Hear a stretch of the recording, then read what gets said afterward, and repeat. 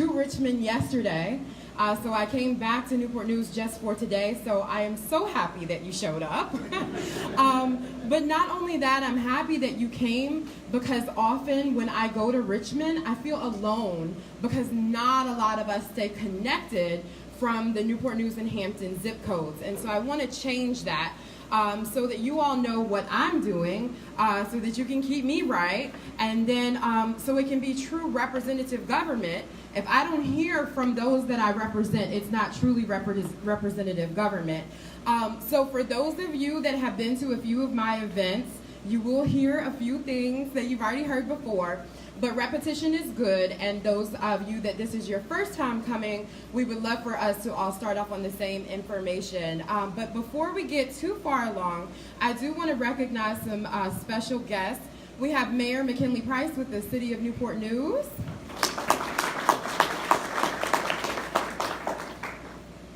What's your last name? Benjamin Bailey with Congressman Scott's office. And with my office, we have Tempest Boone, my legislative assistant. And we have Emily Weisenberger, our autumn intern, whose time is running out with us, but she'll at least get to see the first week of session. So thank you all so much for coming. Oh, sorry, and I don't have my glasses on, I apologize. We have Newport News City Councilman Dave Jenkins. Thank you. Awesome, so this is our agenda for the day. Your handout has most of the pertinent slides, but it definitely has the agenda so that you can kind of see where we are and where we're headed. I'm going to start off with a 2018 overview, and then we're going to jump right into 2019.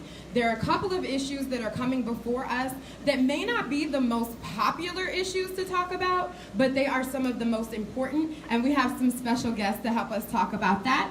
And then we'll talk about the legislation that I'm carrying. I am at 14 bills out of our 15. So there's a lot of work to do. I'll go over very briefly those, and then some other bills of note that we want you to hear. We'll have question and answer at the end.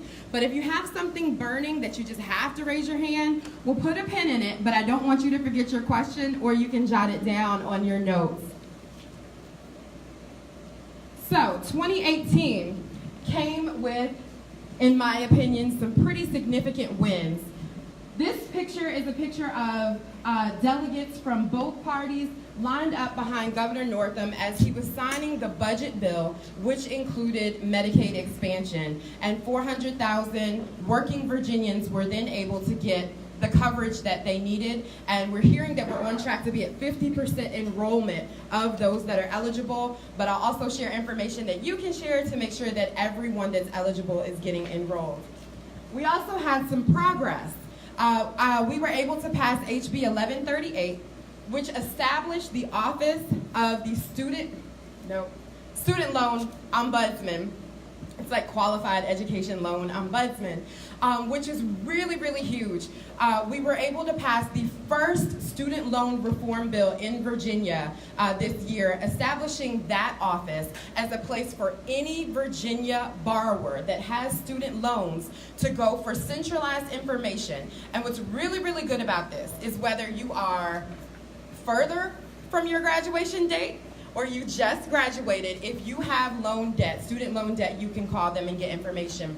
And there's no vested interest. So the ombudsman is not going to try and talk you into anything, but just share the best interest, what's best in your interest for your repayment. And so Governor Northam came to the 95th District to do a ceremonial bill signing for that. And then advocacy. I was able to build relationships with new groups because of being invited to meetings or just some really great opportunities to be able to talk with people in my office hours. Those relationships can grow. And we have a group here with us that I'll be talking about a little bit later that we went from 1 meeting to 2 meetings, and now I'm carrying 2 resolutions that will highlight their work. So building relationships is great, and it only becomes prevalent in the elected official's life if the citizens choose to advocate. So we were able to have some fun with that. And then this is just a little video that connects all of my 2018 experiences.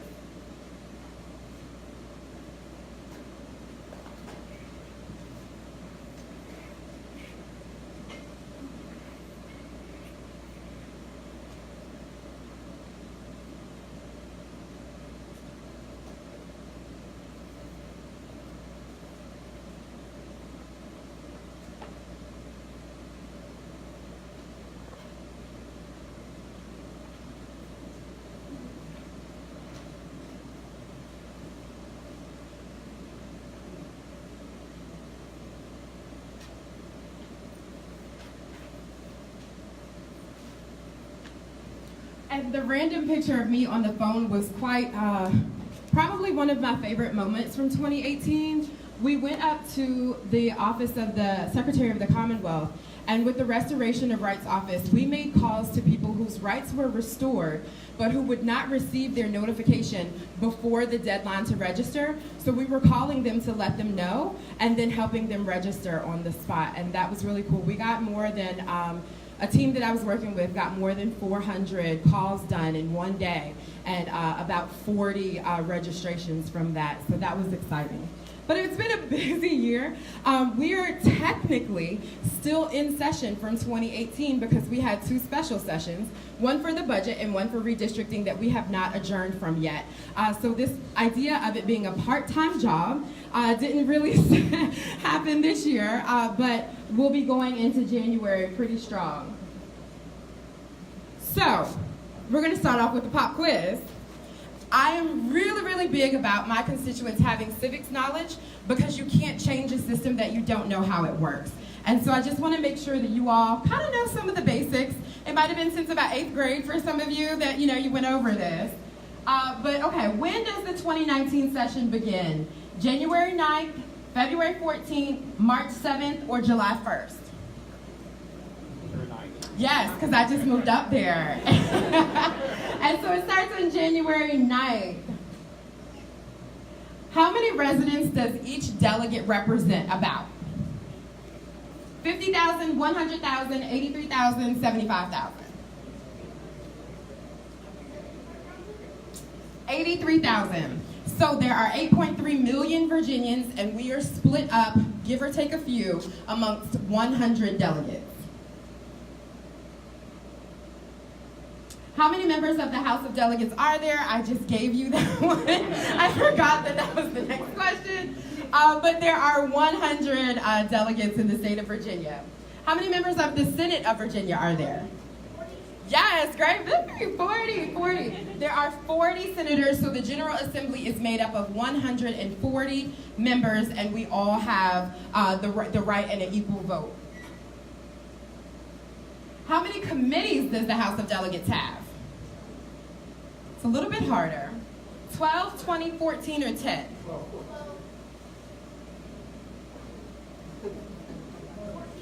14. This is really important because when I ask you what's your passion and we help find a bill that you're really passionate about, you need to know which of the 14 committees and then subcommittee does it go to so that you can advocate to the right people. You might call me about a bill, but if it never gets out of subcommittee and I'm not on that subcommittee, I'll never vote on it. So you want to talk to the people as the process goes through. All right, true or false, judges are elected by legislators.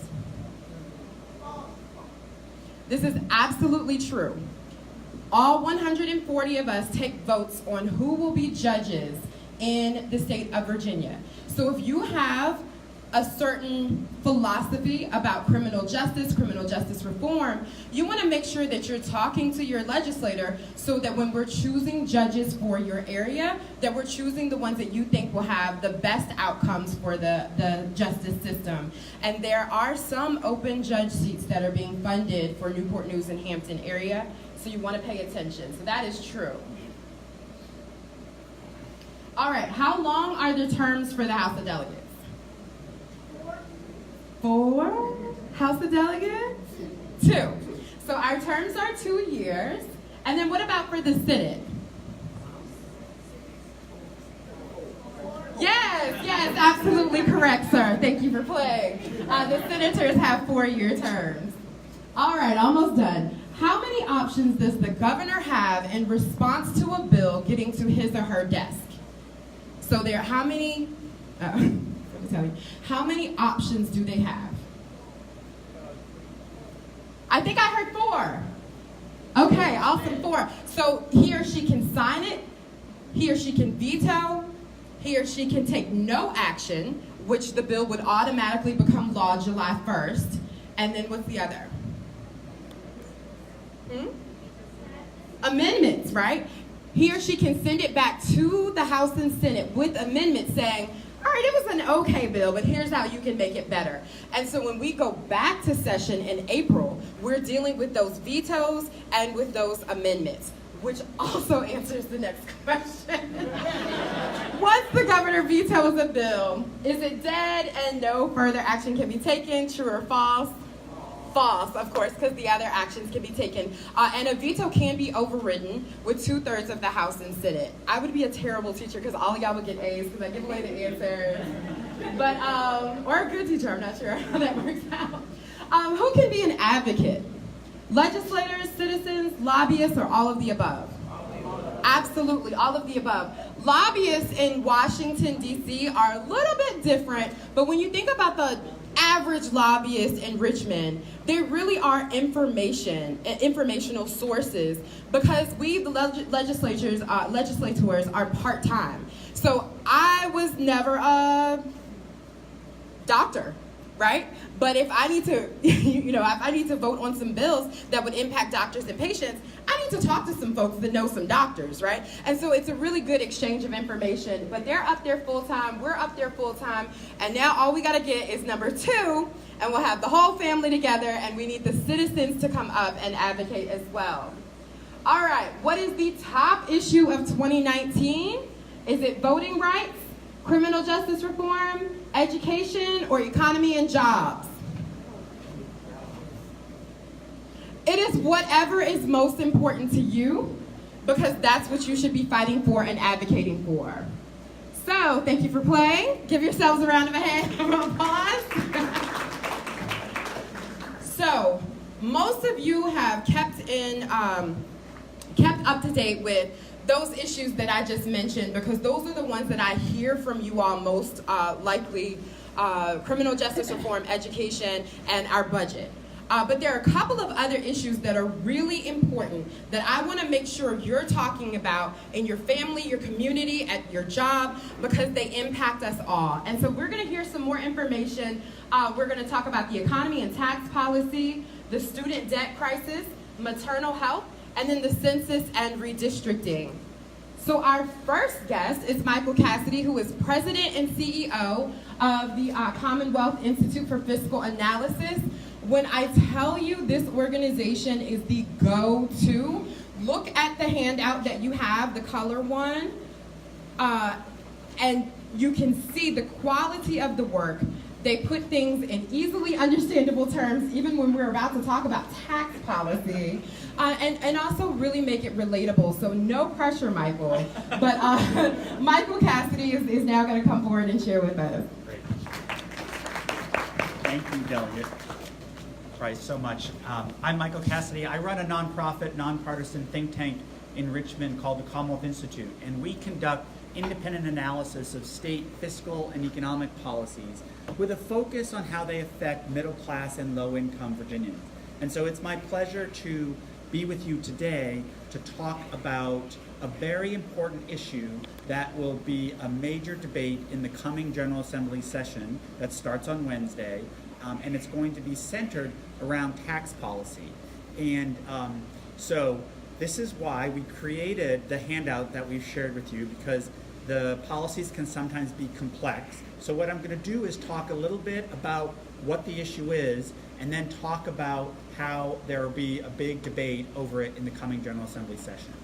So the issue on the table relates to what Virginia is going to do to adapt and change its state tax code to reflect the changes that were made at the federal level back in December of 2017. So you may remember from the papers and the news that President Trump and the Republican Congress enacted a huge tax bill in December of 2017. And the thing is that the way it works is the federal tax code and the state tax code actually intersect. And one way to understand it is the ending point of your federal tax return is the beginning point as you prepare your state income tax return. And so every year in Virginia, the General Assembly decides whether or not it is going to adopt the terms and definitions of the federal income tax code here at the state level. Normally, this is a sleepy little bill that only tax policy geeks like myself get involved with. It's one of the earliest bills of the General Assembly session, and more or less the General Assembly conforms to the federal tax code. That makes it easier for taxpayers like you all, businesses and others, to prepare their state taxes because the definitions and the terms are the same from the one to the other. But this year, that is going to be a really big debate in the General Assembly because that big tax bill that President Trump and the Republican Congress enacted is going to have major implications on Virginia state revenue. And if we are to conform to it, it will bring about $590 million more of state revenue to the state of Virginia because of the ways that the two tax codes intersect. So Governor Northam said, okay, as I prepare my state budget, and we're going to have to deal with this issue in the coming General Assembly, he said, the Trump tax bill was weighted towards wealthy individuals and big corporations. And now state lawmakers have a choice to make around what we're going to do at the state level with regard to our state taxes. And working families really missed out on getting a benefit from the Trump tax bill.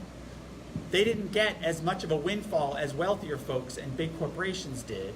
And on top of that, a lot of working families have seen their wages be basically flat in recent years. Even though the economy has been expanding for 10 years as it's recovered from the recession back in 2008, too many working families haven't seen much of a boost in their wages. For folks kind of in the middle, they've seen their wages grow by like about 2% across a decade, almost a lost decade of wage and family income growth. And so what Governor Northam has proposed is to take a piece of that new revenue that the state is going to be getting because of those changes that the federal government made, and to use it to strengthen a program called the Earned Income Tax Credit, which provides targeted tax relief to working families in the state. And so he wants to significantly strengthen the Earned Income Tax Credit, which has a proven track record of providing targeted tax relief to working folks. You can only get it if you're working. Your credit grows as you work more, and then it sort of stays steady for a while, and then it tapers off as you earn more. So there's no like giant cliff effect where if you earn $1 more, you lose the credit. And it's been proven through a lot of research to incentivize people to work. We know when folks go to work, they get hit with new expenses. So like when you think of state taxes, when you're going to work, you're buying gas, you're buying clothes and things, all of which are subject to our state sales and excise taxes. And so Governor Northam has said, let's strengthen our state EITC, provide so that when folks are going to work, they're getting some targeted tax relief to help them make ends meet. The issue can be a little complicated though, and that's why we prepared the handouts that we've shared with you all, because the size and the value of your credit varies based on not only your income, but the size of your family. And so we put together a few scenarios for you all to understand how it would play out for working folks right here in this community. We're talking about if you're a married couple with 3 kids, you can get the Earned Income Tax Credit up to about $55,000 a year in income. So it's working folks. And the way that the governor is proposing to strengthen the EITC is to make it refundable. Right now, Virginia's Earned Income Tax Credit's not refundable. So if you have earned your credit, and let's say your credit is worth $1,000, and then you go to prepare your income taxes, but you only owe $800, you leave that $200 on the table. And what the governor is proposing is that Virginia strengthen our program to make it refundable so that working families would actually get a refund check for that $200. Take care of their kids and their families. And so the Republicans in the General Assembly, however, have very different ideas about what they want to do with the new revenue coming to the state as a result of the Trump tax bill. They have been opposing his idea of strengthening the EITC. This week they released a plan of their own that rather provides tax breaks to wealthier individuals, and there's a second proposal by the Republicans to cut the corporate tax rate for business in the state. So there will be a very significant debate in the General Assembly about what path does Virginia at the state level want to take when it comes to taxes. Do we want to follow the way that Washington did it and adopt a tax package that's weighted towards the wealthy or big corporations? Or do we want to chart a different path that focuses on working families and helping put money in their pockets to boost their family economic security? So that's going to be a very, very important debate in the General Assembly this year. The other really important debates relate to the budget are that this is a budget amendment year. As Delegate Price mentioned, we went to extra innings this past year, and that great picture she shared at the beginning showing the governor enacting the budget at the beginning of June that expanded Medicaid coverage in our state, that was our 2-year budget. The state operates under a 2-year budget, and so in this off year, what the General Assembly is doing is making changes to that budget. And one of the other big issues beyond tax policy that will be debated is education funding. The governor has put together a set of proposals to increase investments in public education, including providing a needed pay increase for teachers, providing additional funding to school districts, particularly those with a lot of economically disadvantaged students, and to try to have the state start to turn a corner on state funding for public schools. You know, Virginia is still down 9% since the recession in how much the state is funding K-12 education. We have really lost ground over the last decade with the deep cuts that were made during the recession that the state still hasn't restored all these years later. And so this proposal is, I think, a significant one to how we start to take some important steps to invest in our schools, which we know are critically important for our communities and for our future economic success. And that will be also a hotly debated topic during the General Assembly, all about these key issues of how do we build a strong foundation and future for our communities, for our economy, and for our families. So thank you very much. And Michael has agreed to stick around in case you have any questions. And if you have registered online or if you have signed in, we will be sending you a link to be able to watch the governor's presentation where he rolled out his budget to include the pieces that Michael just addressed, and also a link to his press release and prepared remarks in case you don't want to watch 3 hours of fascinating testimony. But these are the types of issues that you may not gravitate toward because they are difficult, and sometimes you have to drink coffee in order to get through the briefings. But that's what the folks over at the Commonwealth Institute for Fiscal Analysis do. They help you get through that information so that it's digestible. But do y'all care how we use your tax dollars? Do you care if your taxes come back or not? Yeah. Right, so it's really, really important, and it's an issue that touches everyone in this room, even if you don't specifically pay taxes, looking at my young folks over here. But the investments that we make with the tax dollars that are paid directly tied to the quality of the education that you get, as Michael stated. Let me grab my clicker for a second.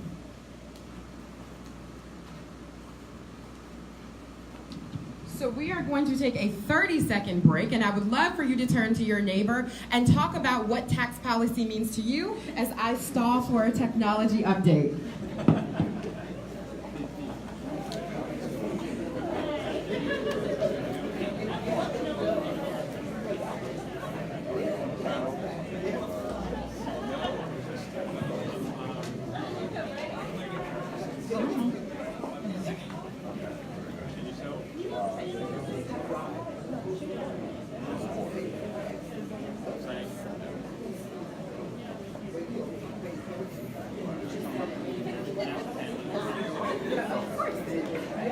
My video screen just disappeared. Would you with me?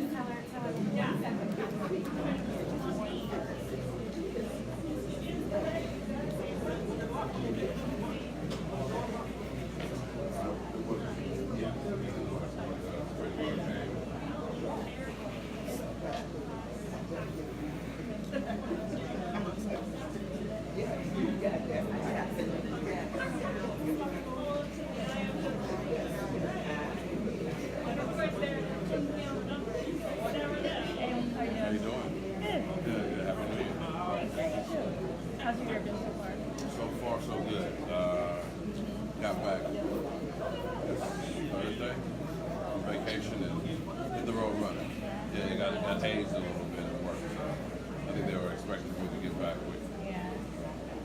That's pretty good. How about yourself? How's that? Yeah.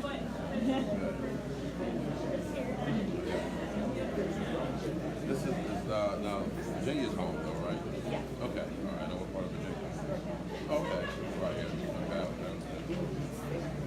Did that part directly when you're finished with school or no? Yeah, I got my master's.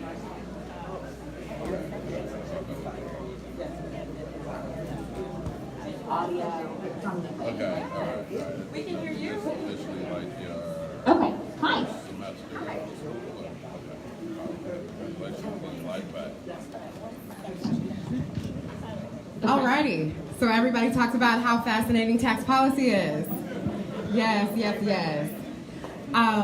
So the next thing that we're going to talk about, according to our agenda, is student loan debt crisis, which also impacts economic justice and our pocketbook, whether you have the loan yourself or not. And so we're being joined with Anna Scholl, who is the Executive Director of Progress Virginia. And you have a one-pager in your packet about some of the topics she's going to discuss. Anna? Hi, everyone. I apologize if you get a little baby cry in the background. The little one is just going down for a nap, in theory. So just focus on me, not the tiny screams. So Delegate Price has been a fantastic champion for student loan debt reform in Richmond. And she can tell you all about her personal story with student loan debt and why it's so important. But I would guess with a bunch of people in the room that there are lots of you there who have student loan debt as well. It's incredibly common. There are over 1 million Virginians who owe over $30 billion in in student loan debt. And that outpaces even credit card debt in the country. And with that volume of outstanding debt, it's incredibly important for people's financial futures that we make sure that the companies that are holding that debt and are taking people's payments are doing so responsibly and ethically, right? I think everybody understands how student loan debt can very quickly threaten your financial future or your family's financial future. So here in Virginia, we have been working on solutions to hold accountable the companies that are called servicers who actually take those student loan payments and are the people that you interact with when you are working on your student loan. So these are companies that you may be familiar with, like Navient or Great Lakes or Fed Loan, the people who you're calling up to figure out what's going on, the people that you're sending your check to. And these people are actually sort of like loan collection middlemen. They're not the people who issued the loan, and they're not necessarily the people who actually own the loan. They are contracted with either private loan companies or with the Department of Education, if you have a federal loan, to be responsible for taking your payments. And they're supposed to give you information to help you stay on track, to walk you through student loan forgiveness programs, if you might qualify, or income-driven repayment plans, things to help you make sure that you stay current on your loan and that you're paying it down. And unfortunately, too many student borrowers know that those student loan servicing companies are oftentimes just a nightmare. There are numerous companies that are being sued by various states and by private entities for misleading borrowers, for misapplying their loan payments. They just haven't been acting in a particularly responsible way. So here in Virginia, we've been working on solutions to help support student loan borrowers to make sure that when you take out those loans, they really are a path to a prosperous financial future for you and your family, and not just this never-ending debt trap that predatory companies keep you from getting out of. Last year, Delegate Price was an amazing champion and passed a student loan ombudsman bill that creates at the State Council for Higher Education a student loan ombudsman who is somebody that you can call when you have questions or are confused with your student loans to figure out what are the best loan options for me, how do I go about repaying this, we've heard from so many borrowers who are so confused by all of the options and they don't know where to turn for credible information because there's so many scams going around, right? You Google student loans or like student loan repayment to figure out what you're doing, and it's just a bunch of companies who want to take your money and profit off of you. They're not there to give you really responsible, credible information. So that's the role of the state student loan ombudsman. And now we're trying to take it a step further, so we're trying to make incremental progress on this front. And Delegate Price and Delegate Marcus Simon from Fairfax in Northern Virginia are carrying this year what we call a borrower's bill of rights. And this is a really needy proposal that is passed in a number of other states. And what it would let Virginia do is regulate those student loan servicers who aren't behaving responsibly and ethically, who are preying on student loan borrowers to make a buck, instead of doing the job that they're supposed to be doing, which is helping borrowers navigate their repayment. This is legislation that is passed in Connecticut, in some other states, it's passed in DC, and it says that servicers have to do really basic things that you would think that they would be doing already. Like when you call to find out what the balance of your loan is, they have to tell you. When you make a payment, they can't recklessly misapply that payment and apply it, only to the interest instead of applying it to the principal. If they report to a credit agency, they have to report your student loan payments to that credit agency. So your credit is building for making those payments. And they have to report real accurate information. They can't just make it up. Those all seem like really basic things, and they are basic things.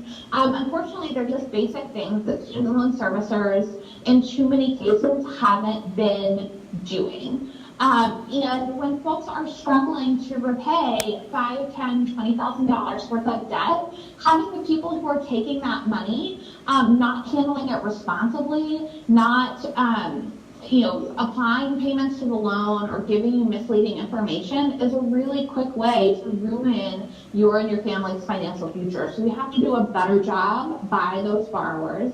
And Delegate Price is doing a fantastic job leading on that. You all should have the fact sheet in front of you that has a little information on the bill this year, and we are super excited to keep it moving forward. It actually passed the state Senate unanimously this past session in 2018, and we are hoping this year that some folks in the House of Delegates will give it a second look again.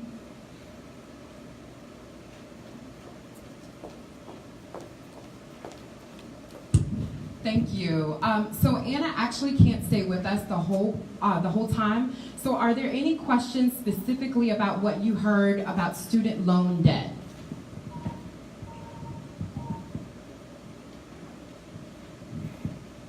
Yes. So in the instances when she said that they can't, if you ask or request them to apply to the principal and they tell you they can't do it, what measures can you take to make sure that's done? What measures can you take to make sure that they do apply it to the principal when you ask them to do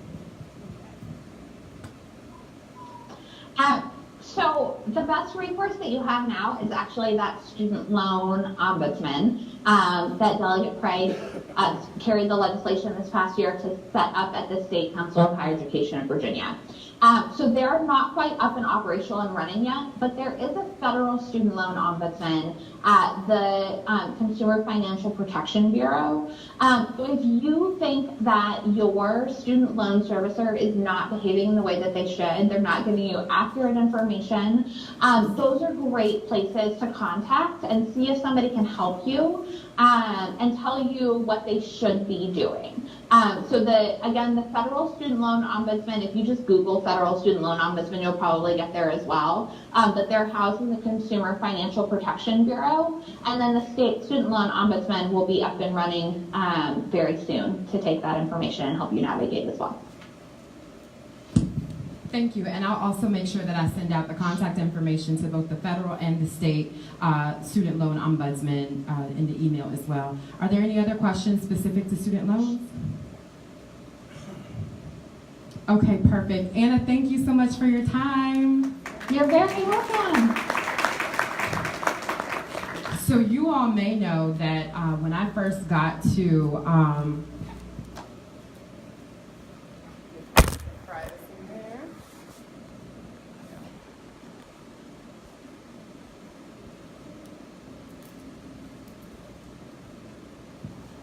first got to the General Assembly, this student loan debt was something that I personally wanted to help, even if the law wouldn't retroactively help my situation. But I definitely understand what it's like to get into a medical emergency and need to be paying for medical bills and may not be able to pay $1,000 a month for student loans because you wanted to go to an out-of-state private college and 2 master's degree programs, right?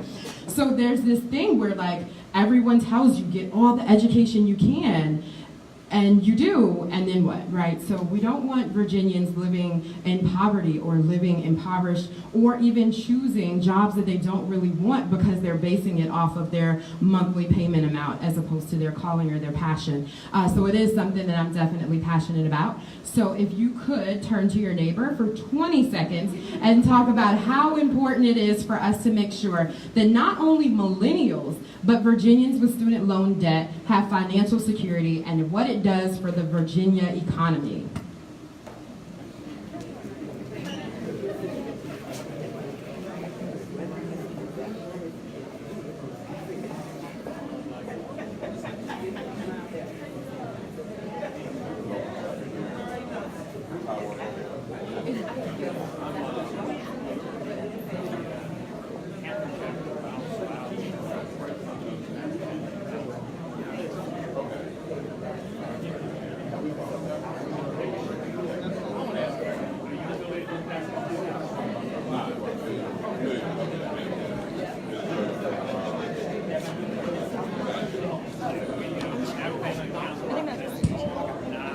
All right, thank you very much. Thank you. Coming back to the center now. So the next issue that we're going to address has been in the news a little bit because of stories from Beyonce, Serena Williams, and Judge Glenda Hatchett's daughter. Serena and Beyonce survived their situation, but unfortunately, Judge Glenda Hatchett's daughter did not. And so Black maternal health and maternal health in general have been at the forefront of some of our minds, especially if we're African American people who are in our childbearing ages. But we should all care about the health and well-being of mothers and babies. And this is based off 2015 data. And I want you to see, here is the Virginia infant death, where we have about 5.9 infant deaths per 1,000 live births. And I drew that line across so that you could see how we measure up. So this is Newport News in general, all of them. And then this is Newport News African American women. This is Hampton in general, Hampton African American women. Virginia Beach is actually below the state average, but Virginia Beach African American women. Babies. This is infant death, excuse me. And that's 2015 data. This is the trend for pregnancy-related mortality for the women since 1987. And we are currently more than double where we were in 1987. And then this is pregnancy-related mortality ratios based on 2011 to 2014, and this is per 100,000 live births. This is white, black, and then all other races. And then all other races. Any death of any infant or any mother is terrible. But we also have to address the fact that there are disparities. So what can we do legislatively? But then there's some things that can be done outside of the legislature that I wanted to bring to your attention was being done right here in our community. People who are taking this very seriously. And I'm going to bring up Mr. Conley, who is the president of Centera Careplex Hospital, and Jackie Jones, and works within the Centera complex, the hospital, the Centera Hospital as well. And they're going to tell you about some of the things that Centera is doing for maternal health.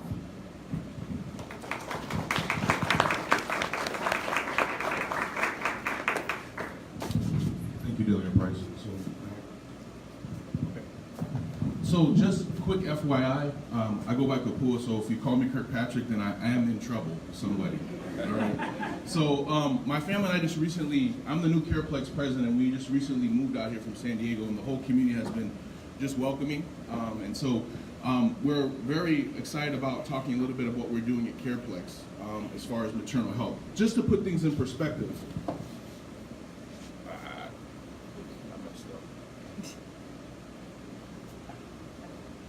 Okay, so you see the Virginia baseline? So in Virginia, African American women, just in Virginia, are 3 times more likely to die of infant birth than the rest of the country. So take that baseline and saying we're 3 times higher already, and then you add Newport News, and then you add Hampton. So if you look at those numbers, we are higher than 3 times. So one of the things that we were excited about at CarePlex this year is we opened up a new labor and delivery unit. And one of the things that we wanted to do was make sure that we're addressing these type of disparities here, okay? So our program is a little bit different. We wanted to start with focusing on community and working with community non-for-profits on making sure that we can kind of correct this. It's not gonna happen overnight, but the basis of our labor and delivery program is founded on community interaction and working with community non-for-profits. So here with me today, I've got Dr. Jones.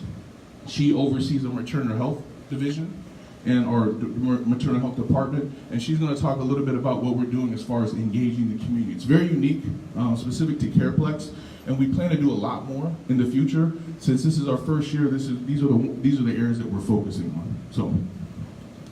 Good afternoon, everybody. I must say I'm excited to see the young people here. Part of my my professional growth is I taught at Hampton University and I taught at North State University. So I love when I see young people engage in the community and engage in politics. I also want to recognize one of our, again, partners and administrative people, Sam. He is in the back. He's part of Centera's leadership team as well. Thank you for coming out and supporting us in this effort as well.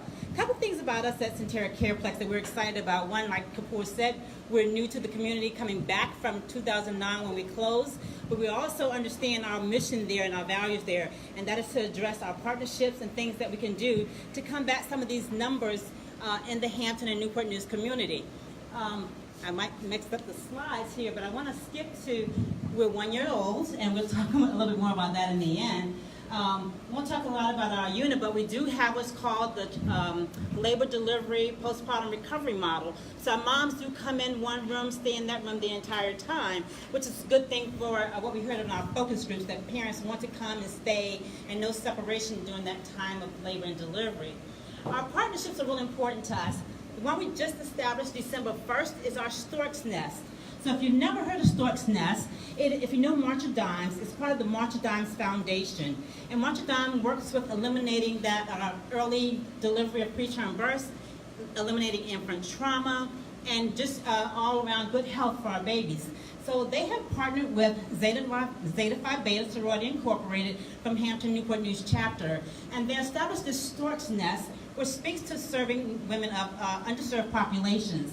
And what they do is incentivize women to come in, get their prenatal care, eliminate any unhealthy habits they have, smoking, not eating right, and those kinds of things. And they incentivize them with a points system. So our partnership with them is that we provide the space for them to hold their meetings. The other thing we're doing is we're providing and assisting them with the education component of that for women in the community. For us at Centera, it is a big coup for us to have them with us. They only have 8 Stork's Nests in the country, and we're the only one in the area, or in the state of Virginia, to have a Stork's Nest. So we were really excited about this partnership. It does speak to dropping those numbers of maternal deaths and decreasing infant mortality in the community. So we're really excited about having Stork's Nest as part of one of our community partners. Something you all probably know about is Hampton Healthy Families. They do serve Hampton and Newport News moms, and they do teach our Lamaze classes, again, giving moms that information that they need to come in, get that prenatal care that they need to have healthy babies.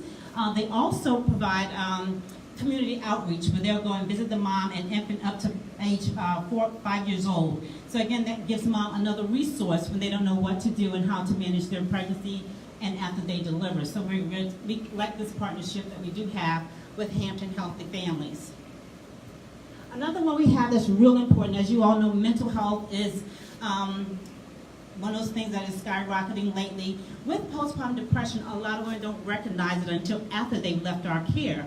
And so when they go home, they don't know how to deal with postpartum depression. So with this new consortium that they have for Postpartum Support Virginia, Centera again is developing this partnership to provide classes twice a week for moms once they're discharged and don't know how to deal with postpartum depression. Postpartum blues is what it used to be called, and then postpartum psychosis. When you hear mothers who do extreme things, if you remember the lady who kind of drowned her 5 children, that's the kind of postpartum psychosis when you have that extreme case of postpartum depression. So we are establishing support groups to help those moms when they go home. We do a lot of things, of course, inpatient. We're going to continue that beyond their discharge. So these are some of the things we're doing to help with our community and providing a 24-hour support hotline for them to call when they're having problems with their postpartum depression. The other one we're doing our upcoming project is the Southeastern Family Project. This is a residential program for women who are addicted to drugs. And what we're doing with them is we're partnering with them to provide prenatal education. Again, all of this speaks to our moms and decreasing the mortality rate for our mothers, decreasing that mortality rate for infants by allowing them to have a place where they can come and get the education that they need to support them throughout the pregnancy. We do have, if you know about Judge Hatchett's story, all those kinds of things are tragic, but when we can provide the education prenatally, it helps mom to help us in the clinical setting identify things, and they'll know what to speak up about when they come in for care. So we're really excited about what we're doing in the community on the peninsula, and that we are glad to have Women's Health back at Centera Careplex Hospital. Any questions about anything? Our cooking classes. This is a fun thing. I'm sorry. One of the things we're doing too that is exciting for our partnerships, we offer cooking classes to our moms who deliver Careplex. And what we find is that moms who eat healthy, or we have mom and dad classes, they can bring the children. This too speaks to one of the things we're doing as an outreach component to help engage moms and families in doing better things to deal with their pregnancies. It was? Yes, the birthday party. We like to do a birthday party. So as I said, we're 1 year old, and so we are having a birthday party for all the babies we delivered this year, as well as all of our upcoming moms who will be delivering in 2019. It will be at Centera Careplex January 26th from 11 to 1. And you guys are invited. You don't have to deliver, maybe show up. It's going to be a great party. I know as far as African American women and mortality rate, we have a lot of factors like gestational diabetes, hypertension, preeclampsia. But compared to 1987 and now, the hospital stays that we had back in those days compared to now, that's also a factor. That is evidence-based practice, and you're absolutely right. Patients used to go to the hospital and stay 4 and 5 days just for a vaginal delivery. Now, is that for a vaginal delivery, you're there 2 days, a C-section 3 days. Does it impact outcomes? No. We do still provide the same quality care. We do address all those issues during that postpartum period. So they have not shown that the length of stay impacts the outcome. So we have a couple more things. If you need to write it on the pennant board, jot it down, but you all will be able to stay for a few questions at the end. Thank you so much. Thank you. I just want to make sure we get through all of that. Thank you. Okay. So it's been a little depressing, right? We've talked about whether or not the government is giving you your money back. Loan servicers might be taking advantage of us trying to get higher education. And now we got mamas dying. But we're also showing solutions. And so thank you all, Centera, for what you're doing in the community to be a part of the solution. Again, this is not something that everybody's talking about, but we need to be talking about it. All of those resources are in your packet, and so we need to be sharing that with women who are going to decide to have babies in order to know what the resources are in the community so that they can have a healthy and happy pregnancy all the way to a healthy and happy life. So now I'm gonna get it going. I'm gonna get the party going by talking about the 2020 census and redistricting. Everybody with me? Okay, and some of y'all might be wondering, why are we talking about the 2020 census in 2019? And I will make that very, very clear. This is something that I've been very passionate about even when I was working with the NAACP in 2012 with the This Is My Vote campaign, because people were rightfully distrustful of their government based on experiences that they were having, but it was negatively impacting outcomes, as we had seen with several communities going undercounted. So first, what is the census? The census is a constitutional mandate for the government to count all of its residents. Residents. Doesn't say citizens, it says residents. All right. And it's, like I said, mandated by the U.S. Constitution, Article 1, Section 2. Look it up. It happens every 10 years. Every 10 years. And for the 2020 census, we will be trying to account for 330 million people in more than 140 million housing units. That is not an easy task, and so that's why we're talking about it now, because we can't wait for 2020 in order to talk about it. So why is this super important? Emphasis on super. Census data is used to determine apportionment. This is when we are drawing congressional House seats. And we've also been joined by Congressman Bobby Scott, who represents the 3rd Congressional District. And it is my absolute pleasure for the first time to be able to announce and introduce him as the chair of the Education and Labor Committee. So the way that we have our congressional representation is based off census data. So if we were trying to get the correct amount of representation for all of us in this room, but everybody in the back, slackers they are, they decided not to fill it out, well, we're only going to get representation based on who filled it out. And so it's very important that we all fill it out so that we can get the proper representation. And then redistricting. So you all have been hearing about redistricting in the news recently. That's a little bit different. Those 11 districts, including the 95th, were deemed unconstitutional by a judge. So that redistricting that is happening as we speak is not a part of your every 10 years redistricting, okay? So I'm not specifically talking about the case that's in the court to fix gerrymandering, but in general. So I represent how many people? 83,000 based on 8.3 million in Virginia, based on 100 delegates. Well, what if 2 of those 83 million decided not to fill out the form? Our districts get smaller because it's drawn based on census data. Then demographic data. We can learn about who lives here and who they are and what they're doing. And then allocation and distribution. We're going to talk about this, but federal dollars, a lot of federal dollars are given out based on census data. So, for the 2015 fiscal year, there were 132 government programs that have money to give out, and they gave out $675 billion based on census data. That includes Head Start, Medicare, SNAP, Pell Grants, and reduced school lunch programs. Mr. Mayor, does any of that resonate with you in Newport News? Would you like those dollars to come into your city budget to help your residents? Absolutely, but it's based on census data, so that's how important it is that we encourage each other to fill this out. And who has been on 64 in segments 2 or 3 recently? Because segment 1 is pretty cool. But we know we have a traffic issue here. Highway funding is also determined by census data. So some potential obstacles are hard to count, hard to reach populations, but we need to come up with new ways to reach out to them. Use of technology still has to be targeted, because if we say you can fill it out online, but we don't have broadband access in certain urban or rural populations, that doesn't necessarily help.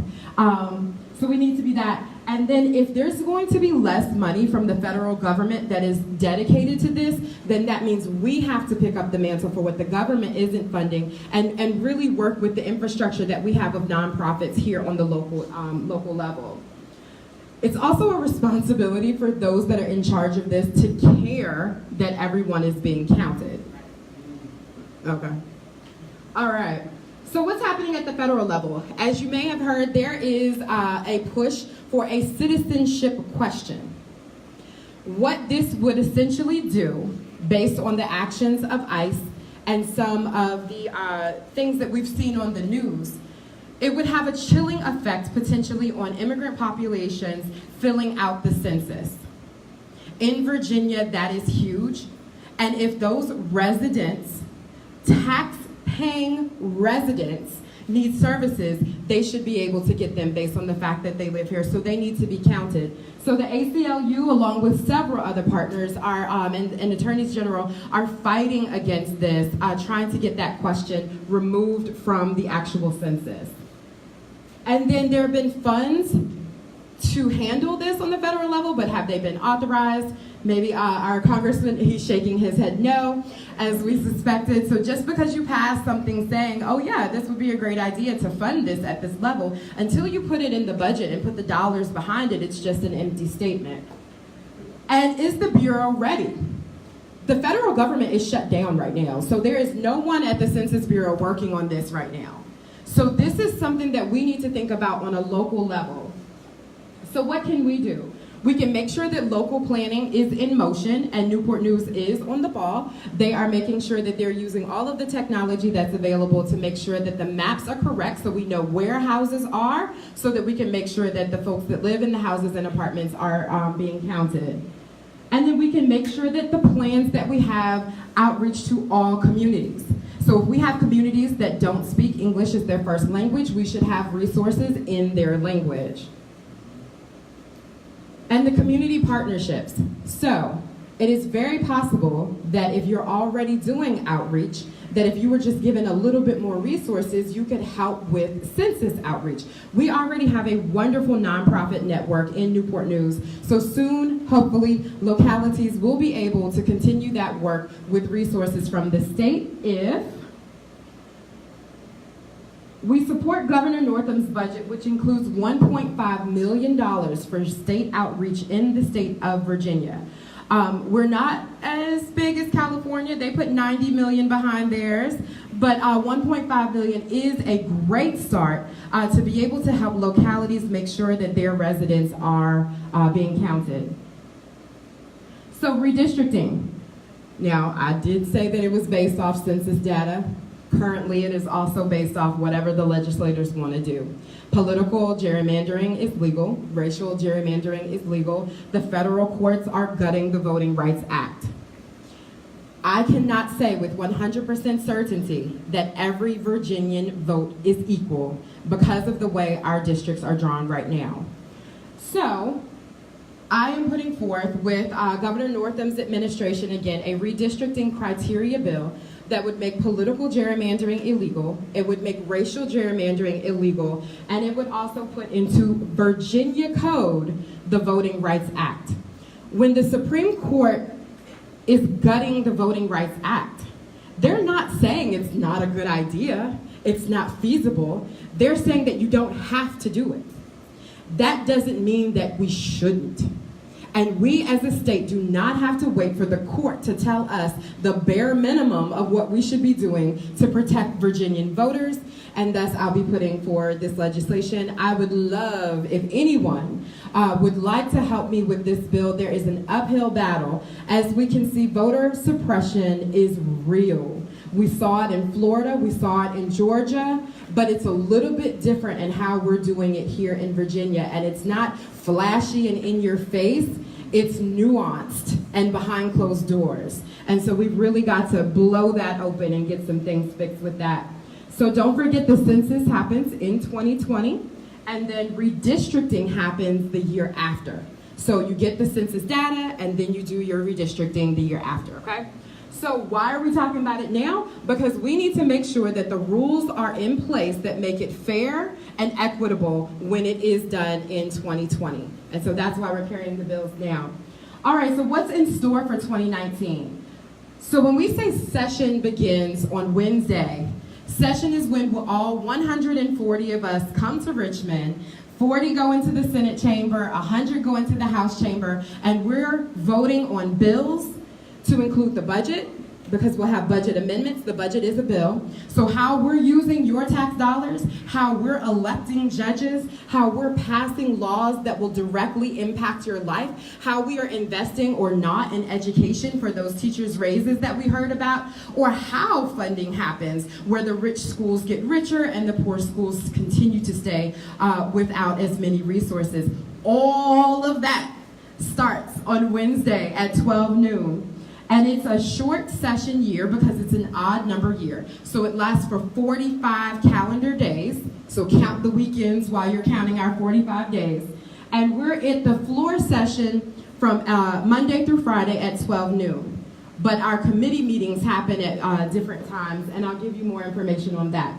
But I do want to make sure that everyone is fully aware when I'm saying that you should help us and talk to us about bills, that we kind of get a refresher on how a bill becomes a law.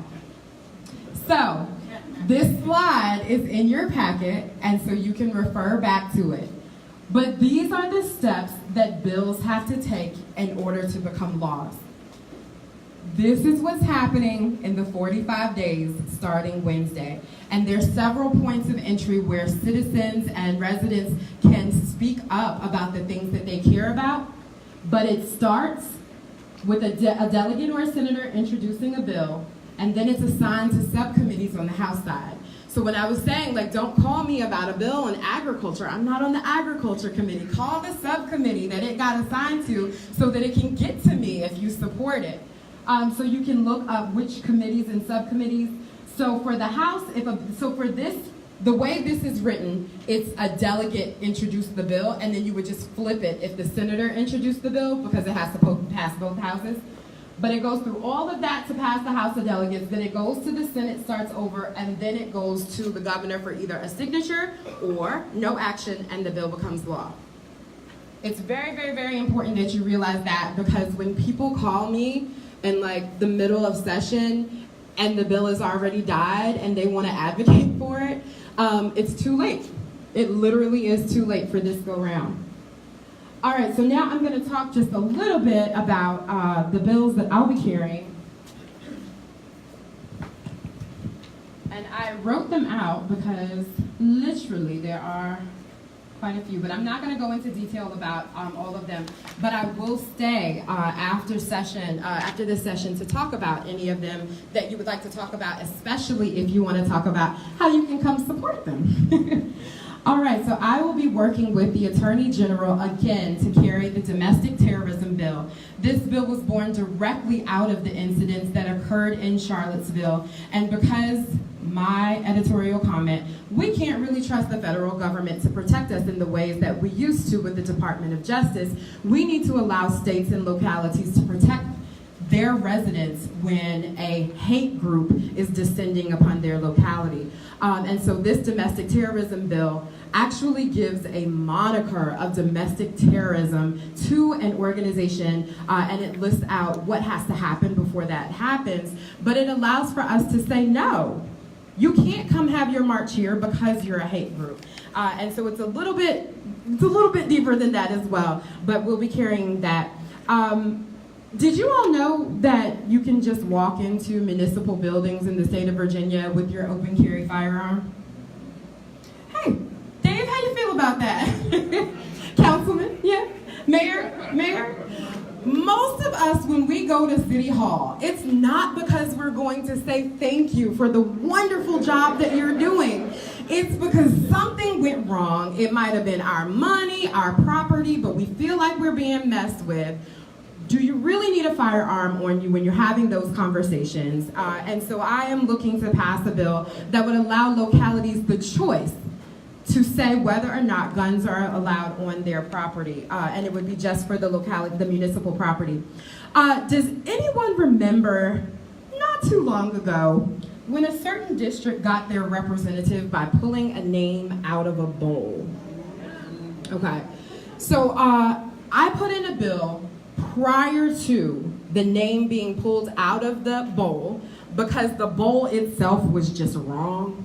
And whether it was my friend or not whose name got pulled out didn't matter to me.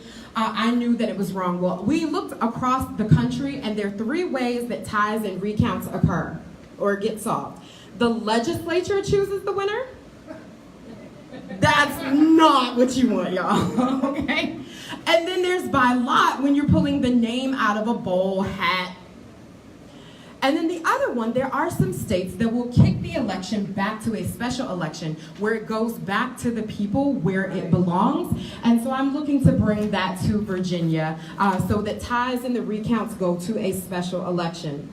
I'm carrying a bill on behalf of Newport News to allow fingerprint background checks for child care workers to be done at the local level, which will actually be a savings to the local to localities that choose to do that, and it does not negatively impact the state police budget.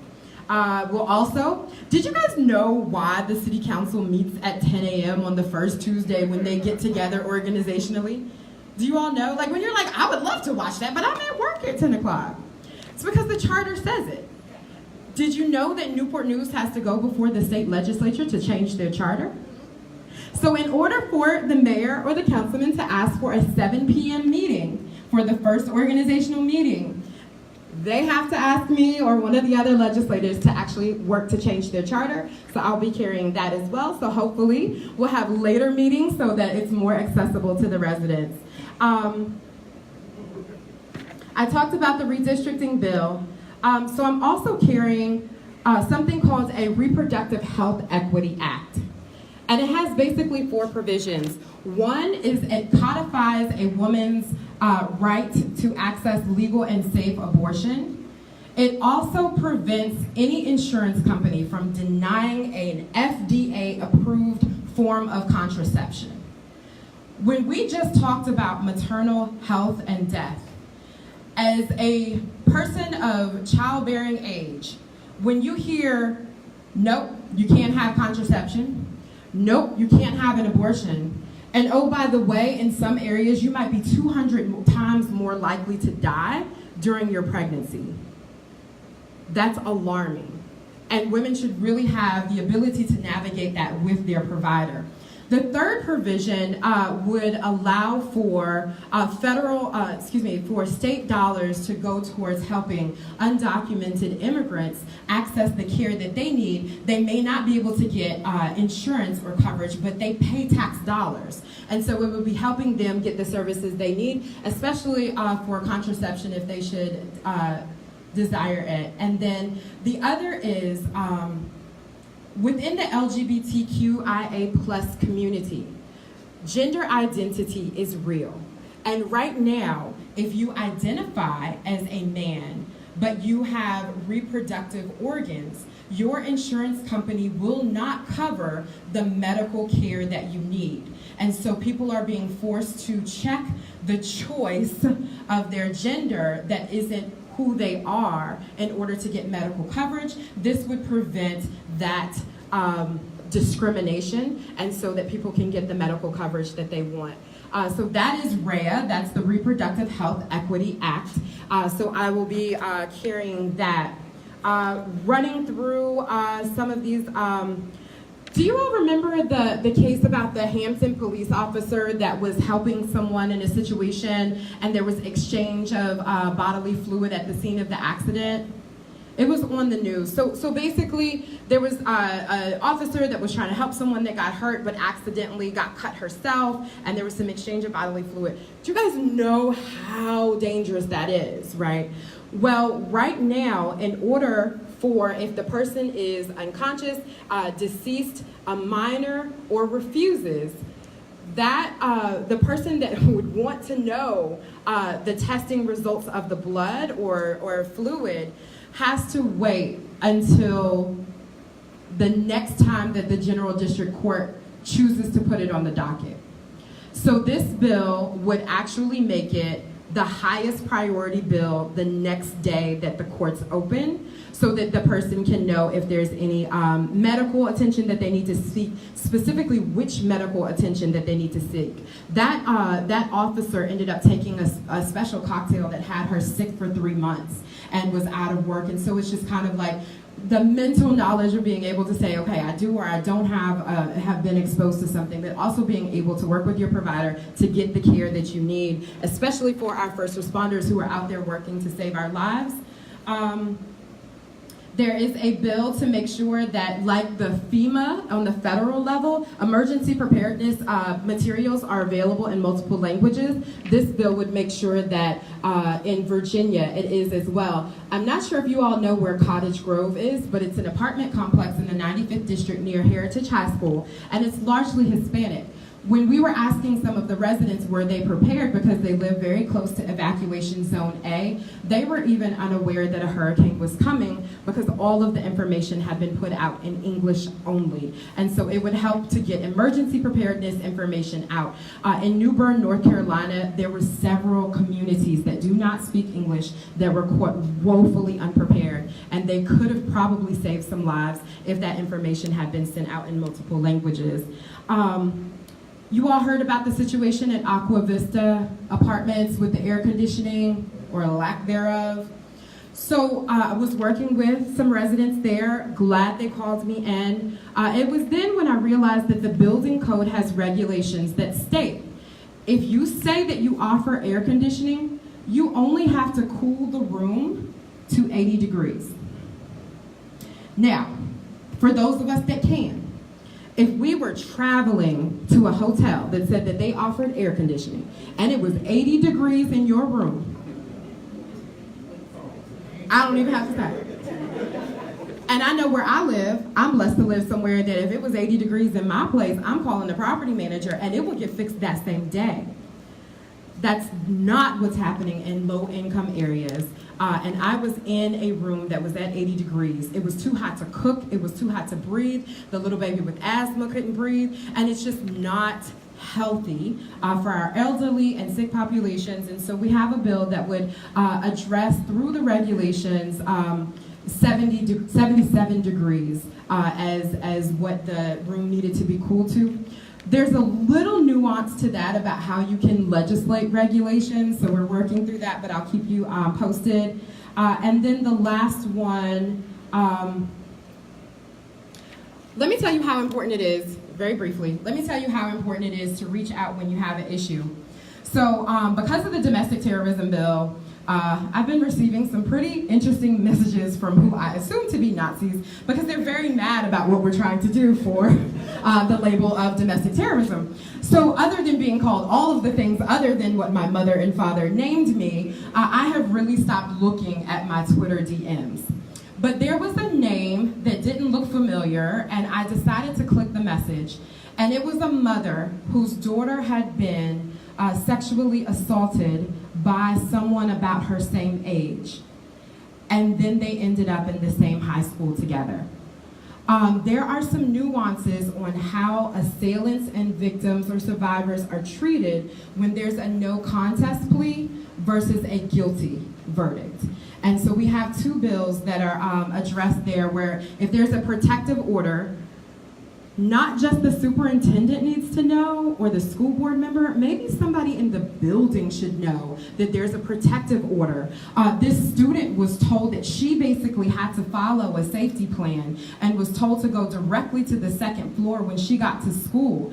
And I'm like, or maybe it could be the person that did the crime as opposed to the survivor. We're very backwards in how we view Title IX provisions in some of our localities. Now, this did not happen in Newport News, but it did happen in Virginia, and because of the way the code is written, it could happen somewhere again. And so it's recognizing protective orders and then also adding no contest plea specifically to the language so that it's treated in the same way as a guilty verdict or how it should be treated. Yeah. So those are the outright bills that I'm carrying. This is my fourth session that I'll be going into. This is a little bit more like someone who's been there a little longer than me. But I'm not afraid of a challenge. I'm not afraid of a fight, especially when we're talking about equity, justice, and protection of voting rights, of physical safety, of mental health. So these are the things that I'm really focused on. But as you can see, I'm going to need some help. I'm going to need some help. If anything that I've listed has hit you in a way that you're like, yep, I want to work on that, please see me after. If you know someone that's like, yep, I think they would like to work on that, please connect me with them. But when I stand up and I'm fighting from the minority for these protections and to strengthen and support our families, communities, and democracy, I need people standing behind me. I need people standing behind me. So we'll talk about that in a little bit. But now I'm going to call up Emily, who's going to talk about a few of the bills that she's researched that she wanted you to know were happening. Thank you. Hi. All right, so I'm going to talk about 3 different bills. The first one is about increasing the grand larceny threshold. So the grand larceny threshold separates misdemeanors from felonies at having a dollar amount cutoff. So in 2017, if you'd stolen less than $200 worth of goods, you would be charged with a misdemeanor. But if you had stolen more than that, you would be charged with a felony. So that changed in 2018, raised it to $500. So let's say you stole a bike that's worth more than $500, now you'd be charged with a felony, but anything less, that's a misdemeanor. So this year, a bill is being proposed to increase that threshold to $750. So again, this bill, the past bill, really helped the community in some ways, but this new bill is going to help improve that a lot more. So Virginia has one of the lowest cutoff rates between misdemeanors and felonies. Texas has the highest, which is $2,500. That's a really big difference, and there's a reason for that.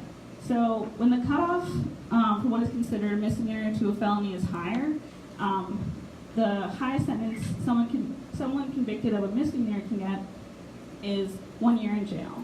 For a felony, that increases to 3 years in prison. It's a big difference. So if we increase the threshold more, then there will be fewer people in prison. People will be incarcerated for a fewer amount of less time, and we'll save money that can be put somewhere else. All right, second one, voting rights. It's really important. Obviously, you want to be able to vote.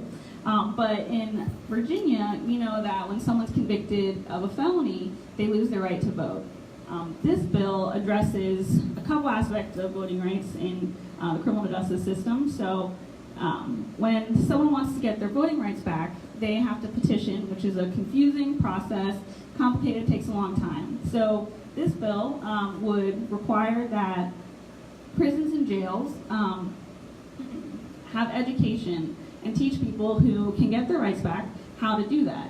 So they'll tell them the process and explain it so then once someone finishes their sentence, they can get their rights back.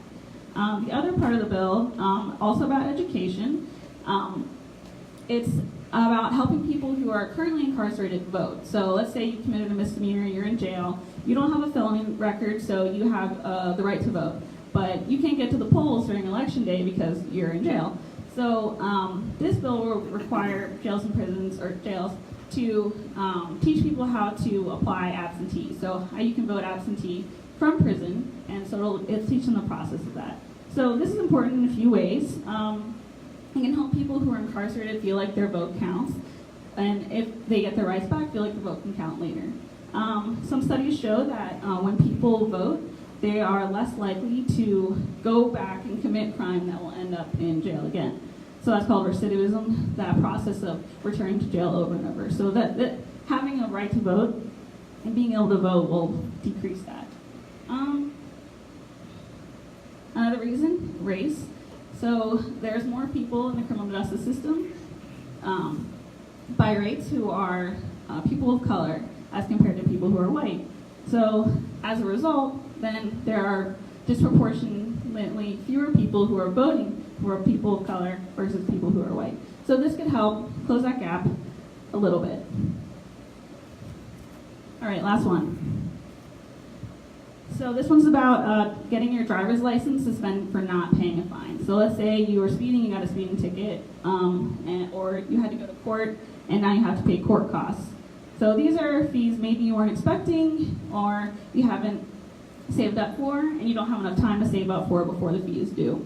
So when that happens, you get your license suspended, and judges are required to suspend your license. So this is supposed to be used as a deterrent, assuming that if you get your license suspended, you're going to be more likely to pay the fee back. But let's say you can't. So not really working as a deterrent because you can't pay it back anyways. So that harms people disproportionately who don't have enough money anyways. In 2016, it was estimated that more than 940,000 people in Virginia have their licenses suspended for not paying a fine. No other crime, just not paying the fine. So this law would end the requirement that judges take away your licenses, so they can decide case by case whether they want to take your license as assuming that's a fair punishment or deciding that it isn't. So obviously it's important because you really don't want to lose your license. That is inconvenient, can't go out and do fun things, but you also can't go to work. So it makes it harder to pay off the fine if you can't make money. So this law would help make that a lot easier for people, so they still would have to pay off their fine, but they would have the ability to drive to work and make that money. All right, so thank you. That's it for me. Thank you, Emily. And just a note on the fees and fines bill, there is bipartisan support for that, and the governor has included that as one of his priorities as well. Before you leave, if you do not have the link or if you have not taken the legislative survey, we would love for you to do that. I need your input, not just on the bills that I'm carrying on, but on the bills that will be coming before me. It's also on my Facebook, Twitter, and Instagram if you follow me on that. How wonderful it is that nobody need wait a single moment before starting to improve the world. That means you can start today. That's so exciting, right? That was Anne Frank. So what is advocacy? Advocacy is showing public support for something that you really care about. But it is something that needs to be done in order, like I said, for it to be a representative government. This picture is from when I was invited to Heritage High School to speak at their student walkout, and they were demanding gun reform and gun violence prevention. So it was great to be able to be there with them. They were truly advocating.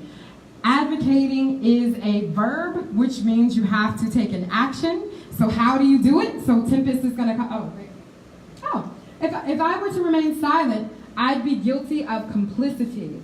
Albert Einstein. So if you love everything that's going on in your community, and you love the direction that we're taking, especially with the federal shutdown and dysfunction in Washington, D.C.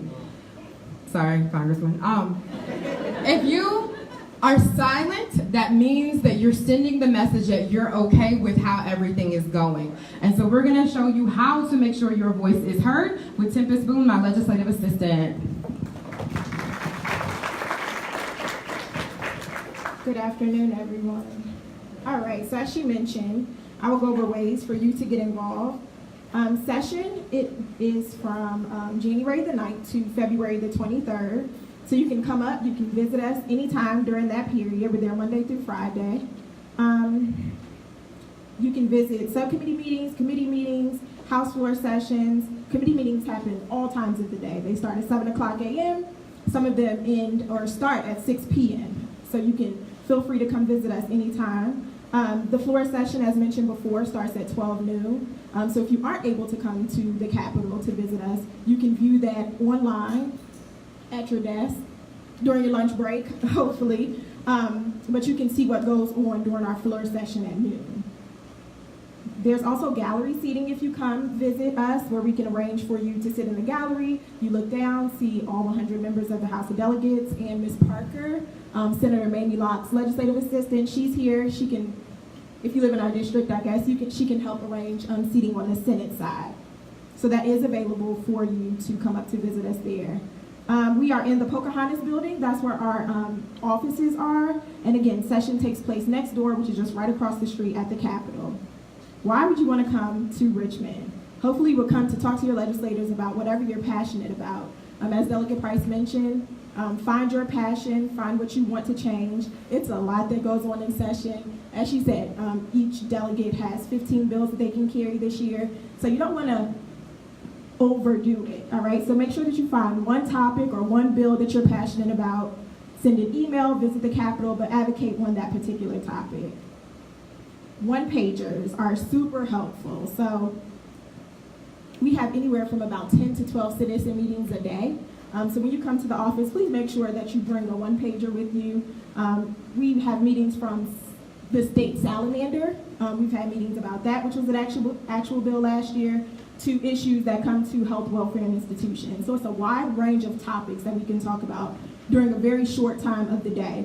So when you come to Richmond, please make sure that you bring a one-pager when you sit down to talk to legislative staff, such as myself, or the delegate or senator, so that we can just have a review of what we've talked about and just a snapshot. All right, so on to the next slide. Send personalized email versus form emails. For those who don't know what a form email is, sometimes you can just go on a site, type in your name, your address, and the website will send an email to your delegate or your senator. We've already received about 40 of those about a topic that isn't near our district, but we've been receiving those emails. We're inundated with emails daily. So it's better to send a personalized email versus a form email, because what happens, again, we get thousands of emails a day. We might read the first couple sentences. We realize it's the same email that we've received 700 other times that day. So we don't really pay that much attention to it. So make sure that you send a personal email versus a form email.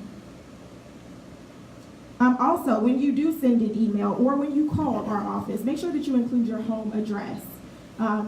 We tend to pay attention to those in our district first, and then everybody else, we respond to those emails or phone calls a little bit later. So our constituents take priority. Again, we're receiving a lot of correspondence today, and there's myself in the office. This year, we're lucky to have 2 interns, and then Emily will be joining us for a very short period. But there have been sessions where I've been the only staff member in the office. So I'm reading thousands and thousands and thousands of emails. So again, make sure that you put your home address as well as your phone number, because if we have a question about the bill or the issue that you're referencing, we may want to call you to ask more questions.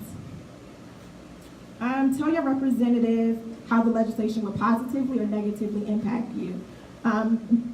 This also goes with the next point, which is personal stories go a long way. So it's great to send us an email like, hey, support House Bill 1211.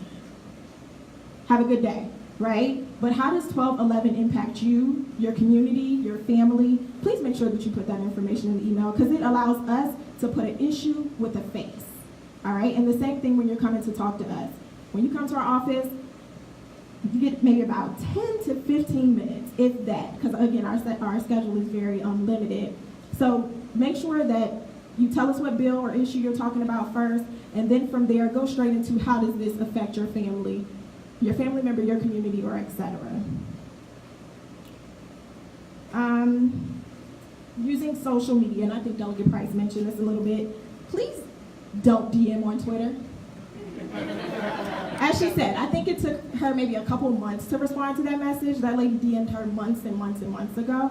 The best way to contact our office is we would love for you to visit us, and we could talk about more ways to do that after this session is over. But sending an email, a phone call, those are the best ways to contact our office during session. All of the emails come directly to me if you're sending it to the state email, which will be up at the end of the presentation. So please make sure that you send us an email. Phone calls work as well. We will have a secretary who can forward the call to my office. But yes, Facebook, Messenger, big no-no. Twitter DM is a huge no-no. And I'm not really a big social media person, so we have to rely on her to check it on top of the 15 bills. 15 bills and the endless amount of meetings per day. So again, please make sure that you, I would say, use the proper way to contact our office, which again is a phone call or email. And Thank you for that. That also goes for Facebook invites. A Facebook invite has not invited me to come give a speech at your event. It just didn't. It really has to go through Tempest. I love attending everything, so I'm gonna say yeah, and then I'm gonna end up triple booking myself, and it's terrible. Tempest is the one because it's very hard to say no to you lovely people. But if you actually want us to show up, and we want to respect your event as well, please, please, please reach out directly to her, because just because I said going on Facebook does not mean I can actually get there. But I do want you to pay attention to this slide for the sites where you can go. When you go to LIS, you can look up every single bill that has been introduced by a delegate or senator. We have until Wednesday at 11:59 a.m., 1 minute before session starts, to get our bills in. So that's when all the bills will be there. There is a button at this site where you can click on bills and resolutions, and then click on all legislation if you just want to dive in. You can look it up by type, you can look it up by committee, you can look it up by member, but that's a really, really important site. So when I'm talking about HB 1533, and you're like, what's that? You can go there and you can see what that is. You can also track votes and action taken on it as well. And then for general information, virginiageneralassembly.gov, that can help you find out about what goes on. That's where you can find video to watch session every day and committee meetings. And it has some really good resources like digital copies of some of the civics refreshers, AKA children's coloring books that we have. I do not judge if adults need that. No judgment here. And then if you feel overwhelmed by any of this, reach out to an organization that's already doing it, because you don't have to reinvent the wheel. We can help connect you to someone that might be advocating on the issue that you care about.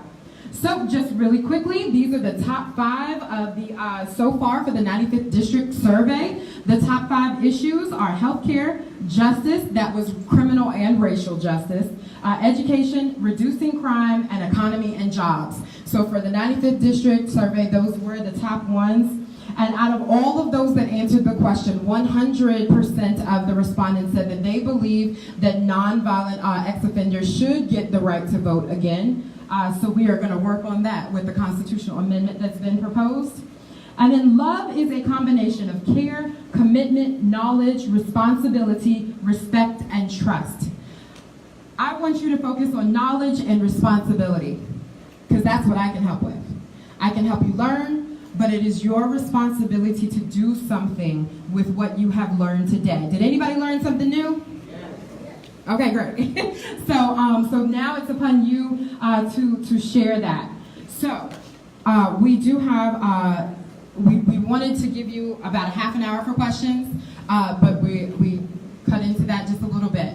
But we have Michael Cassidy, who's still here about tax policy. Kapua and Dr. Jones are still here about maternal health. I'm here, so if you have any questions, I think we have one in the pen.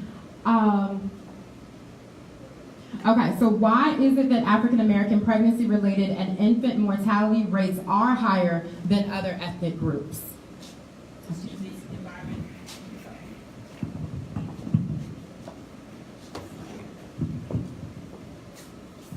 It can be a lot of reasons. Typically, it's familiar things that are in your family history, diabetes, hypertension, and just sometimes lack of knowledge and educational information in the community. So we tend to not seek prenatal care at a higher rate than some other ethnic groups, but it's a plethora of things that could be causing that.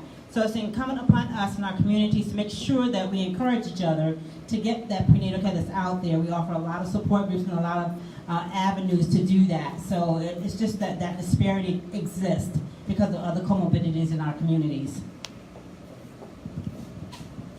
Awesome. Thank you. So that was one that was in the holding area for questions. Are there any other questions about anything that you've heard today? Or something else? We're not limited. Okay, so let me rephrase. What are the questions that you have? Yes. Nice and loud. Yeah, you. Nice and loud. Do you have a bill number for your details? So I have quite a few stakeholders that I've been working on with some pretty big issues. So I have not technically dropped any of my bills. My bill numbers will probably be assigned closer to Wednesday. We do plan on dropping the full package on Monday. So what I can do, Emily's writing this down for me, I can send you in the same email the bills that I will be, or a link to being able to research the bills that I'll be proposing. But that LIS site, if you don't get the email, you can always go there and look up your individual delegate and senator for the bills that they're sponsoring. Thank you. Yes. Nice and loud. My question was about the infant mortality. I know that, well, I don't know personally, but from the stuff that we heard, like with Linda Hatchett's daughter-in-law, and then with people like the Delegate Price, that she mentioned, some of the commonality, and then what was not like things outside of the hospital, it was the care immediately. It wasn't like postpartum or gestational diabetes or health. So is there something that is going to be done or that can be done that happens to the care right after giving birth? Because they're dealt with like blood clots and loss of blood and things like that. So that was the medical issue, right? Yeah. And then I will tell you before she answers, there's also a cultural issue. And I was very pleased when I was at a meeting, not just with Centera Careplex, with the entire Centera leadership team, when I asked that very question, if training is needed in order to understand the cultural sensitivities and differences, because Black women are seen as, it's very hard to communicate that we're in pain because of the ways that we're looked at historically, right? So that was some of the things that, are the doctors listening? And the answer was not only are they taking that seriously, there is training within the Centera entire system on not just the maternal ward, but in general. So with the ED, the neurologist, all of that, so that the doctor can really hear the patients. I was very pleasantly surprised and encouraged by that. She's exactly right. A lot of it is education, and I think it's sometimes, and I, being a nurse myself at the bedside, we do become a little desensitized to care. We kind of group everyone together. We sometimes will not pay attention to what the patient is saying because we will look at a clinical picture and try and make it fit what we are used to. So education is key in that, and we have to own some of that in healthcare. But we do a lot of things to continue to educate the staff, continue to provide those resources, and again, work with the whole clinical team, nurses, doctors, and the families. That's really important. So at Centera, we do have a number that a family can dial to say, hey, I need more attention to my family members. So that is key too, that we do listen to those things. So yeah, absolutely right. And just to make sure that I'm doing my job, because my residents also go to Riverside and Mary Immaculate, the answer was the same for them as well. Yeah, see, just gotta do, yeah. Right. My question is related. Nice and loud. My question is related to gerrymandering. So, being that you're looking to make political and racial gerrymandering illegal, I guess what would be the suggested criteria for drawing districts? Like, what would be the alternative? Now, I know it might sound like a silly question, but what No, is the suggested the thing that alternative? it's supposed to have been, the census data of where do people live. No, I So, understand, but like as far as the actually drawing of the lines, in other words, like what's the suggested method by which the lines are actually drawn, being that has to be by population, and you're trying to divide people somewhat evenly, like what's the suggested method? so it's the exact same method that we use, the same software, we just stopped doing it in a racist way. And I'm not even trying to be funny, but literally we could be doing it right now. We have all the tools at our hands in order to do it right now. Now there are some things that are a little bit out of our control, like say redlining or, if you have a segregated city, like where you have mostly African Americans at the two ends of a city, how do you get racially, and that is exactly what the special master is figuring out right now for us as the changes that he is proposing, and the next hearing for the 11 district that the 95th district is a part of, the next hearing will be on January 10th. But it is the exact same way, it just changes the intention behind how the drawing is done. Any other questions? What is the best resource to find committees? Because I know last year we were headed up to Richmond, but the times Okay, so the question was, where do we find updated information on committees? And I want to show you what LIS looks like. So thank you for that question. This is what lis.virginia.gov looks like. And so this was where I said you could click bills, and then you could click all legislation right here, or you can look it up through how it's gone. And then the other site that I gave you was this right here. So in order to find committee information, you will click on members and session. And then here is a committees tab. So I can speak for the House committees. These are the committees that we just discussed. These are where all of the bills go. You will click on that and you can see here, this meeting time is Wednesday at 8:30. Where it gets tricky is the subcommittee meetings, because each committee might have 3 subcommittees. And so if you find that it is difficult, like if there's a specific something that you want to look for and you're finding it difficult, please reach out to us, because that's something that my intern would be happy to help you with. And it's typically really easy for us to know when and where they're going to be, especially if I have to be in the room for one of them, right? So it might be easier on our end to navigate through those multiple subcommittee pages, right? So just let us know if you have an issue. If you're not even sure how to get to the committee answer, you just know I'm really passionate about education, give me a call. Give me a call. We'll work it out. And I say that until 11:59 a.m. on Wednesday, because then it'll be somebody else answering the question for you, so I can focus on the bills. All right, any other questions? Okay, so I did have one last thing that I wanted to do, and if members of Silence Empowers Violence can come up to the front. One of the other types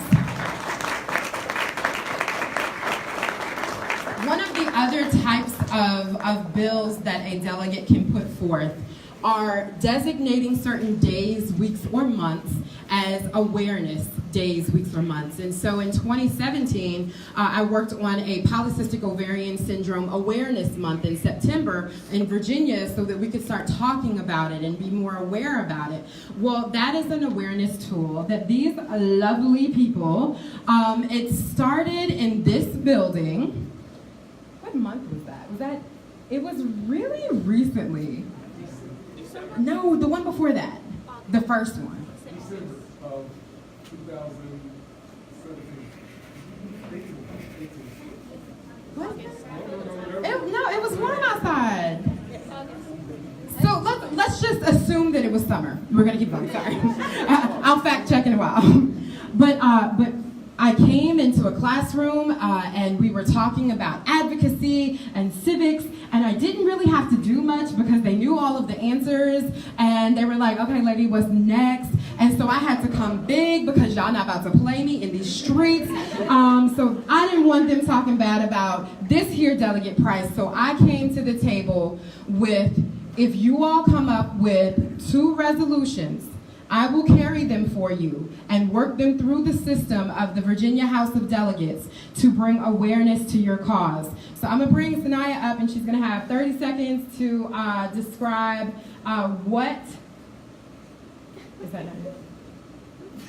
Okay, I'm sorry.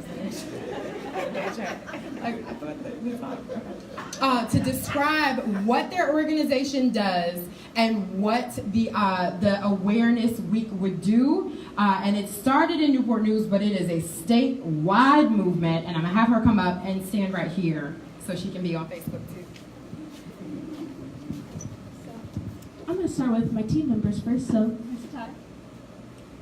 Hello, how are you doing? My name's Todd. And first, I just wanted to talk about the problem that we're really trying to address. I'm trying to talk about the problem. It's really the epidemic of unresolved crimes and unreported crimes in Newport News and statewide in the nation. And actually, just like a stat to really prove that is like there's 38% unsolved crimes in just Newport News alone. So that really puts it into perspective when you think about it. So Silence Empowers Violence, we have 2 messages. We want people to know that when you witness crime or you're a victim of crime, when you don't report it or take action against it, you give permission, power, and a place for the violence to continue to happen. And when it comes to violence, what you allow to continue will continue to happen. And our mission based on that message is to spread awareness about that message and take action using various community post-vention intervention and prevention initiatives.